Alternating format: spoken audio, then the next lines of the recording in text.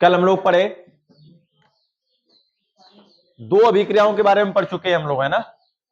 किन दो अभिक्रियाओं के बारे में पढ़ चुके हैं बच्चा? तो एक पढ़ चुके हैं संयोजन अभिक्रिया या योगात्मक अभिक्रिया जिसको कहते हैं, और एक पढ़ चुके हैं विस्थापन अभिक्रिया। अगली हेडिंग रहेगी द्विविस्थापन होगा। तीसरी हेडिंग क्या है भैया? द्विविस्थापन अभिक्रिया। द्विविस्थापन अभिक्रिया या इसी को उभय अपघटन अभिक्रिया भी कहा जाता है। उभय अपघटन अभिक्रिया, द्विविस्थापन अभिक्रिया या इसी को क्या कहते लल्ला? उभय अपघटन अभिक्रिया।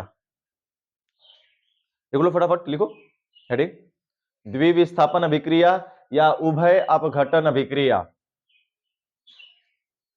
या उभय अपघटन अभिक्रिया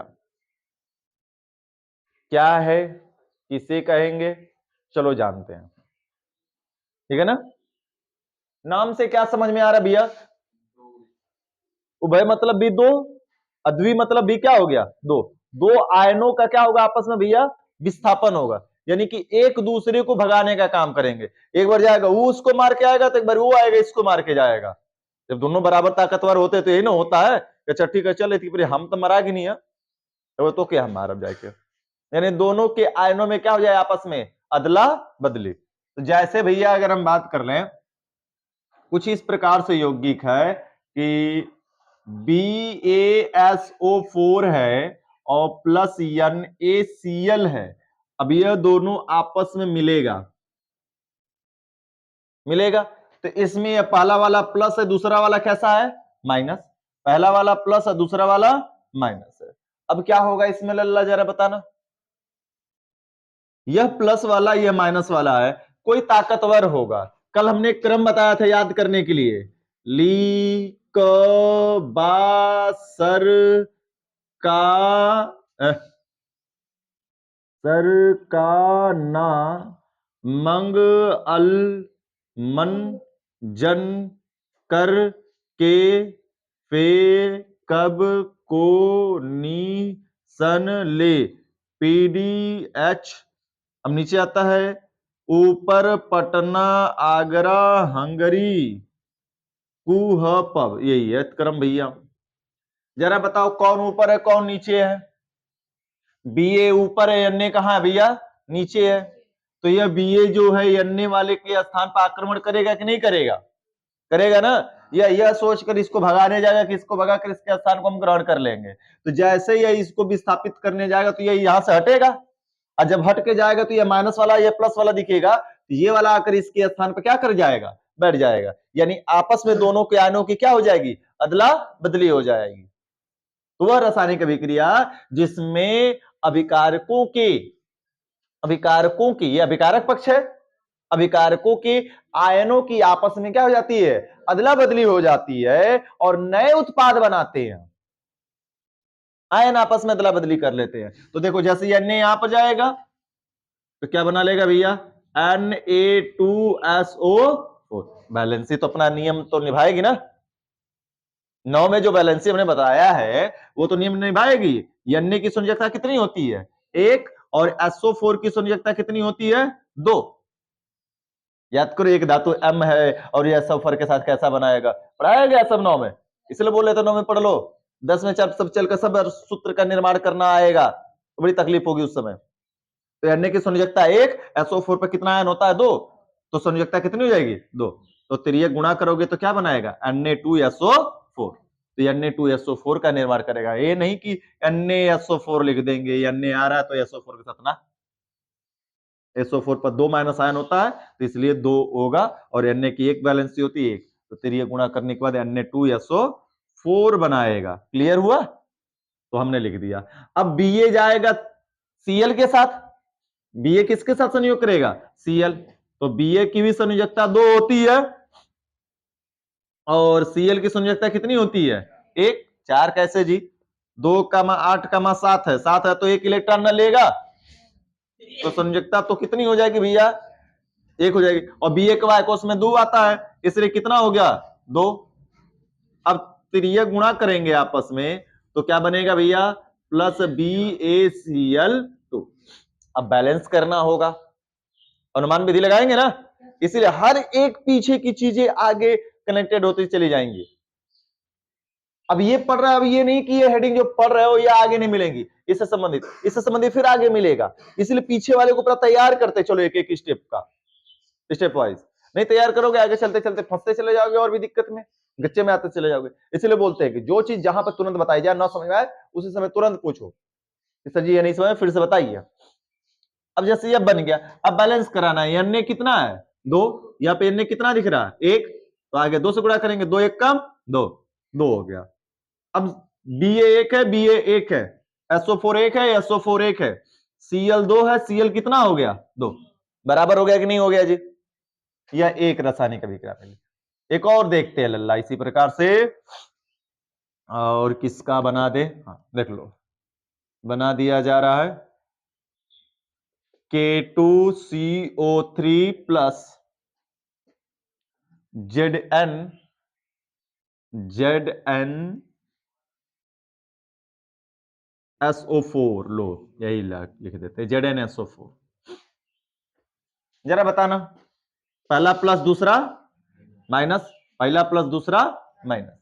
अब यह प्लस वाला क्या करेगा, इस वाले को भगाएगा, पोटेशियम भगाएगा कि नहीं भगाएगा जिंक को, क्यों भगाएगा भैया, क्योंकि पोटेशियम कहां है, वो सबसे ऊपर और जिंक कहां है नीचे, तो ऊपर वाला नीचे वाले को भगाएगा, तो पोटेशियम कहेगा कहां है जिंक, हट वहां से, हम वहां पे हम बैठो, क्योंकि ताकतवर है इसको जाएगा हटाएगा। लेकिन ये भूल जा रहा है कि जब ये अभी अपना स्थान छोड़ के जा रहा है, अगर हम यहां पर बैठे हुए हैं इस चेयर पर, समझो 2 व्यक्ति है, दोनों के दोनों चेयर पर ही बैठे हैं,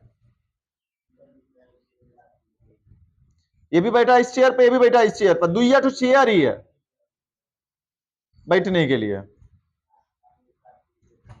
दोनों के दोनों बैठे हुए हैं। अब ये ताकतवर है, इसको जाकर हटा गए, चलो तू जैसा हम बैठा, तो ये भूल जा रहा है कि ये खड़ा नहीं रहेगा, क्योंकि जब ये दोनों पर तो एक साथ बैठेगा नहीं दोनों चेयर पर, अभी लंबा लंबा फिक्स है, इन्हीं के नजदीक है, लाके चिपका लेगा।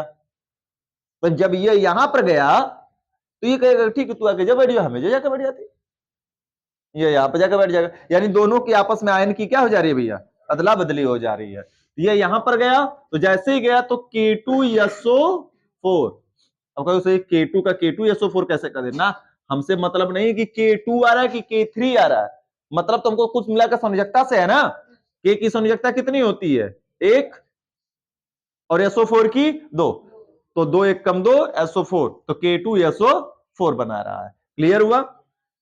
और जब जिंक यहां पर आएगा, जब जिंक यहां पर आएगा भैया, तो जिंक की संयोजकता कितनी होती है जी 2, क्योंकि 2 8 8 2 वाई कोश में इलेक्ट्रॉनों की संख्या कितनी होती है 2, इसलिए बार बार चिल्ला रहे थे हम 9 में कि 9 में बच्चा तुम लोग इलेक्ट्रॉनिक विन्यास, संयोजकता, संरचना सब पढ़ो, 10 की पहले लेसन से सब लगना शुरू हो जाता है, शुरुआत सबका इस्तेमाल होना शुरू हो जाता है, और देख रहे हो इस्तेमाल होना शुरू हो गया तुम्हारे सामने, इसलिए 9 में बार बार समझाते थे 2 बार बढ़िया से कि पढ़ लो।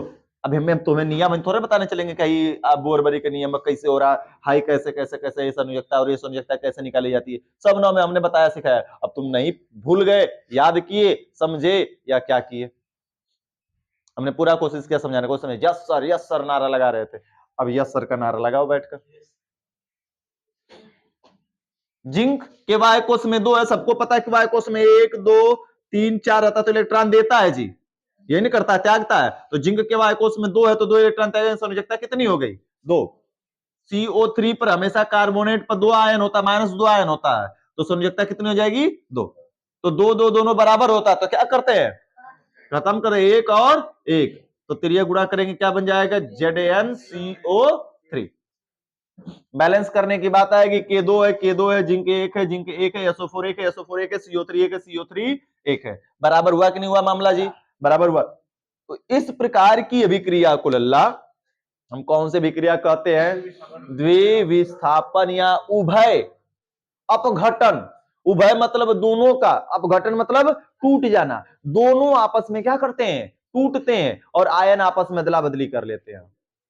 उभय अपघटन मतलब दोनों का टूटना, या द्विविस्थापन मतलब दोनों का आपस में आयनों की क्या करना, अदला बदली करना। मामला समझ में आ गया? तो सिंपल सी परिभाषा रिपीट करें, सुनो। वह रासायनिक अभिक्रिया जिसमें अभिकारक आयनों की, अभिकारक आपस में आयनों की क्या करते हैं, अदला बदली करके नए उत्पाद बनाते हैं। अभिकारक आयनों की आपस में अदला बदली करके नए उत्पाद बनाते हैं, उसे द्विविस्थापन अभिक्रिया या उभय अपघटन अभिक्रिया कहते हैं। कोई दिक्कत है क्या? चलो परिभाषा लिखो। वह रासायनिक अभिक्रिया वह रासायनिक अभिक्रिया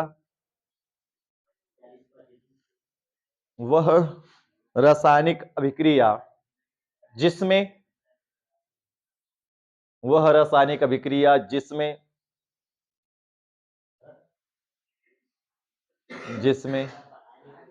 अभिकारकों के आयन वह रासायनिक अभिक्रिया जिसमें अभिकारकों के आयन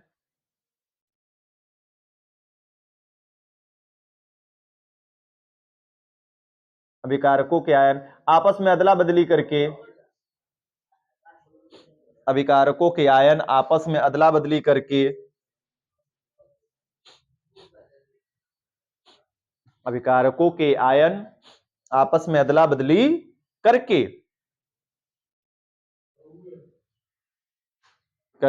नए उत्पाद बनाते हैं। अभिकारकों के आयन आपस में अदला बदली करके नए उत्पाद बनाते हैं। द्विविस्थापन अभिक्रिया या उभय अपघटन अभिक्रिया कहलाती है। द्विविस्थापन अभिक्रिया या उभय अपघटन अभिक्रिया कहलाती है। द्विविस्थापन अभिक्रिया या उभय अपघटन अभिक्रिया कहलाती है। बात समझ में आई जी? आई कि नहीं?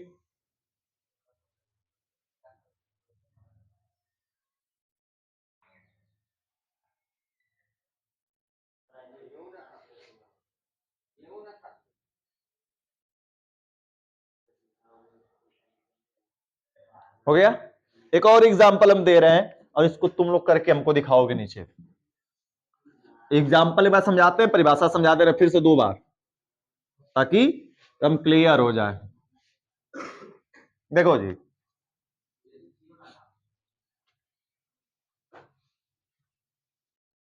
MgCl2 प्लस H2SO4, ये है जी। क्या होगा? Mg के ऊपर प्लस और Cl के ऊपर क्या होगा, माइनस। अभी ये कितना प्लस माइनस वो नहीं हम दे रहे हैं, बस हम प्लस माइनस आयन की अदला बदली करने के लिए दे रहे हैं। इस पर प्लस और इस पर माइनस, तो ये प्लस जाएगा, इस वाले प्लस को हटाएगा। Mg हटाएगा कि नहीं हटाएगा जी? क्यों हटाएगा? क्योंकि मैग्नीशियम कहां है, ऊपर, और हाइड्रोजन कहां है, नीचे। तो मैग्नीशियम तो हटाने जाएगा, लेकिन अब भूल जाएगा जब हटा रहा है तो इसका स्थान खाली हो रहा है, और जैसे इसका स्थान खाली होगा हाइड्रोजन आके इसके स्थान पर बैठ जाएगा। तो क्या नया बनेगा, ये तुमको हमको बनाकर दिखाओगे। एक बना दे फिर दे दे, एक और बना दिए, बन जाएगा। चलो इतना उतारो, ये बना के हमको दिखाओ, अभी केरा कंप्लीट करके दिखाओ। चलो देखो ऊपर देखो, M जा रहा है, Mg जा रहा है SO4 के पास, तो 12 होता है परमाणु क्रमांक Mg का। यह याद करने की चीजें पूरी हैं कि Mg का 2,8,2 यानी वैलेंसी कितनी होगी, 2। जब वैलेंसी 2 है, SO4 पर हमेशा कितना आयन होता है, हमने बार बार बताया है, 2 माइनस यानी 2, तो 2 1 कम 2 कट जाएगा, 1 1 से, तो 1 1 बचेगा, तो क्या बनेगा, MgSO4। एक तो ये बन गया जी, हो गया काम खत्म। दूसरा नंबर क्या है, हाइड्रोजन क्लोरीन के पास जा रहा है। हमेशा पहले प्लस वाला लिखते हैं, बाद में पीछे माइनस वाला लिखते हैं, तो पहले प्लस वाला। हाइड्रोजन के ऊपर हमेशा एक कण होता है, संयोजकता +1 होता है, और Cl की भी एक कण होगी, हाइड्रोजन की भी एक, Cl की भी एक, 2,8,7। 7 का मतलब एक इलेक्ट्रॉन क्या करेगा जी, लेगा। अरे है वो जब बताए कम से कम समझ लिए होते कि Cl पे 1 होता है, तो Cl पे 1 तिरिया गुणा कर दोगे, कितना बचेगा, बनेगा H। अरे इसको भी जानते रहो कि H और Cl मिलेगा तो HCl बनाता है। अब बनाए तुम लोग क्या हो, H2Cl2, कोनो ऐसे बनाया है, कोनो बना दिया है HCl2, कोई बना दिया है ऐसे H2Cl बना दिया है, विचित्र विचित्र किस्म के बना दिए। तो ये गधा लोग, HCl बना, बैलेंस करना है सर जी, H2 है, H1 है, आगे 2 लगा दें, 2 1 कम 2, Cl2 है, Cl2 1 कम 2, बराबर हो गया कि नहीं हो गया। एक और देखो,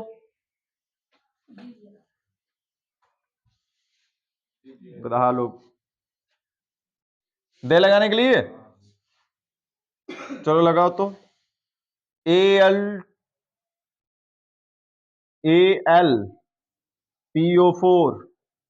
plus AlPO4 plus plus plus plus हो जाएगा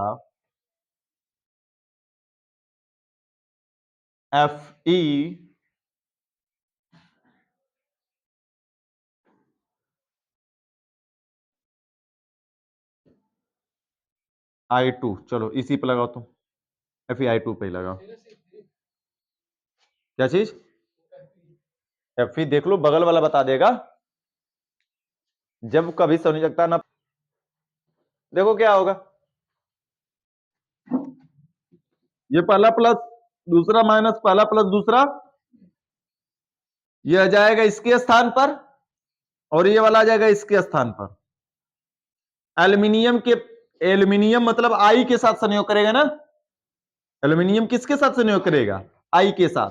तो एल्यूमिनियम की सबको पता वैलेंसी 3 होती है, कितनी होती है, 3, क्योंकि 2,8,3 होता है वाहक कोष में, तो 1 2 3 4 रहता है, तो इलेक्ट्रॉन त्यागता है, वही उसकी संयोजकता कहलाती है 3।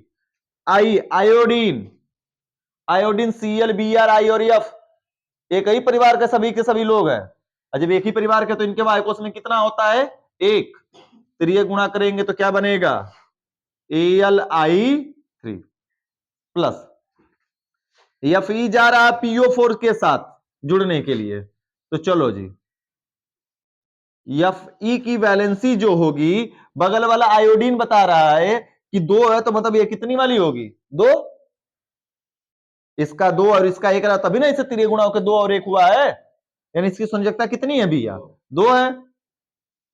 और हमने पहले ही बता दिया कि PO4 की कितनी होती है, -3, यानी संयोजकता 3, तो तिरिया गुणा कर देंगे, क्या बनेगा, Fe3PO4 का होल का ट्वाइस। जब संख्या का गुणा 2 में होता तो ट्वाइस लगा देते हैं, ये नहीं कि P2O8 लिख दे, ट्वाइस लगा दिया जाएगा टोटल में, मतलब ये जो 2 है पूरे के लिए है, इसको पढ़ेंगे Fe3PO4 का होल का ट्वाइस। मामला समझ आया, तो बनेगा ये जी क्या, अब नहीं, अब तैयार करके आओ, चलो उतारो। अब द्विविस्थापन अभिक्रिया के बाद हमने लिखवाया था चौथा 5वां नंबर, उष्मा क्षेपी और उष्मा शोषी अभिक्रिया। जो एकदम परिभाषा में बता दे रहे हैं, समझा दे रहे हैं, एग्जाम्पल कल तुम लोग ढूंढ के लेकर आओगे खुद से, उष्मा क्षेपी उष्मा शोषी का। उष्मा क्षेपी, क्षेपी मतलब नाम से समझ में आ रहा है, क्षेपी मतलब त्यागना, छेपेगा यानी क्या करेगा, त्यागेगा। तो ऐसी रासायनिक अभिक्रिया जो क्रिया के दौरान उष्मा क्या करे, त्यागती हो। अब चूना को पानी में जब घोले होगे तो क्या देखते हो क्रिया होती है, चूना को पानी में, पत्थर वाले चूने की बात करें, ये नहीं कि जो रगड़ के खाया जाता है ठोक कर, उसको पानी में घोलोगे कुछ नहीं फर्क पड़ेगा। जो पत्थर वाला चूना होता है, जब उसको पानी में तुम घोलते हो तो पानी में जाने के बाद वो खौलने लगता है ना, यानी पानी में खौलता भी है और पानी गर्म भी हो जाता है। इसका मतलब क्या है कि जब चूना पानी के साथ क्रिया कर रहा है तो उष्मा क्या कर रहा है, त्याग रहा है। तो उष्मा त्यागने को छेपना कहते हैं, यानी उष्मा छेपी वह रासायनिक अभिक्रिया जो क्रिया के दौरान यानी अभिक्रिया के समय उष्मा क्या करती हो, त्यागती हो, उस अभिक्रिया को क्या कहते हैं, उष्मा छेपी अभिक्रिया कहते हैं। एग्जाम्पल तुम लोग कल घर पे ढूंढ के लेकर आओगे, ठीक है। और उष्मा शोषी, शोषी मतलब सोखी, शोषी मतलब क्या करना, सोखना। तो वह रासायनिक अभिक्रिया जो क्रिया के दौरान उष्मा क्या करती है, अवशोषित करती है, उसे उष्मा शोष्य विक्रिया कहते हैं। अब जैसे बात करना, इनो कभी पिए हो कि नहीं पिए हो? पिए हो ना, और नहीं पियोगे तो कल सभी लोग एक एक पैकेट इनो खरीद के लेकर आना, सभी के सभी एक एक पैकेट। हम एक का प्रैक्टिकल करके दिखा देंगे, बाकी हम घर लेके जाएंगे। सही रहेगा कि नहीं रहेगा? विज्ञान करके सीखा जाता है जी, तो विज्ञान करके सीखा जाएगा। तो कम से कम कितना, 4 4 8 8 2 10 1 11 11 12 पैकेट कल हो जाएगा इनो हमारे पास, बाकी एक ठोस में हम करा देंगे। ठीक रहेगा ना? तो सभी कल एक एक इनो लेकर आना। तो जैसे इनो को पानी में डालते हो तो देखते हो झाग के साथ बाहर तेजी से आता है ना, और पानी थोड़ा सा पहले के अपेक्षा हल्का सा ठंडा हो जाता है। इसका यह मतलब है कि जैसे इनो को हमने पानी में घोला, तो पानी में जाने के बाद इनो ने पानी की जो उष्मा थी वो क्या कर ली, अवशोषित कर ली, तो पानी क्या हो गया, ठंडा। यूरिया को भी पानी में घोलते हो, तो जैसे ही यूरिया पानी में घोली जाती है, पानी को क्या कर देती है, हल्का सा ठंडा कर देती है। तो इसका मतलब ये सारी की सारी विक्रियाएं कैसी हैं भैया, उष्मा शोषीय विक्रिया की प्रोसेस है, यानी क्रिया के दौरान उष्मा क्या कर लेती है, अवशोषित कर लेती है। ठीक है, तो ये होमवर्क रहेगा, इसके एग्जाम्पल परिभाषा बाकी तुमने बता दिया, कल लिखवाएंगे।